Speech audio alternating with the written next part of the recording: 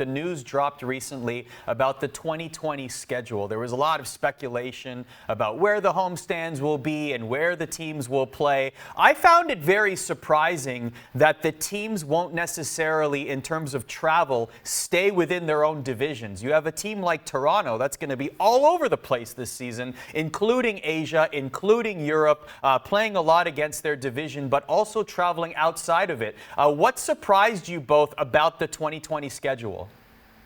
Well, I mean, that's kind of, I feel like this is what they signed up for, right, as players. I mean, it's a global league. You're going to have global matches. You're going to be going everywhere. And I think, you know, looking forward, we might see some pretty significant player turnover in 2020. I'm kind of expecting that because I think it's just a schedule and the travel isn't going to be for everybody. But, you know, I mean, I think that's kind of what you have to be ready for if you're going to sign up for a league like this. So I think we're going to get some players in there that can handle that. And I think it's just going to be a ton of fun. And you have to be, you know, excited about traveling, and you have to be okay with those hotel stays and the long flights and all that kind of stuff. And that applies to us too, right? On the casting side, is that, you know, you got to know what you signed up for. And I think it's going to be tough on some of the players. I think it's going to be tough on some of the, you know, everybody in the league. But I think it's going to be a really exciting year, and I can't wait to get on the road.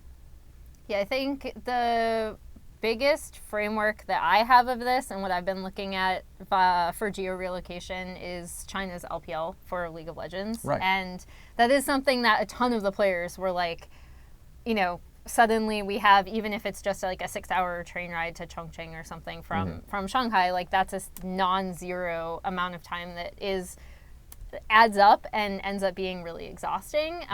We didn't see the same amount of player turnover, and it's obviously on like a much smaller scale. So there wasn't anything that really like shocked me about the schedule, but what I'm really like interested in seeing is how players adapt to that. Like I talked to the Valiant before the Dallas homestand, and even they were like, yeah, we learned a lot even from just traveling to San Francisco because we had no idea how to do this, and we didn't rest correctly, and we didn't like sleep when we were supposed to, and we weren't prepared for like what the facilities would be and that kind of thing. And they fixed that for Dallas. That was like the biggest thing they said they learned from, I think it was for California Cup.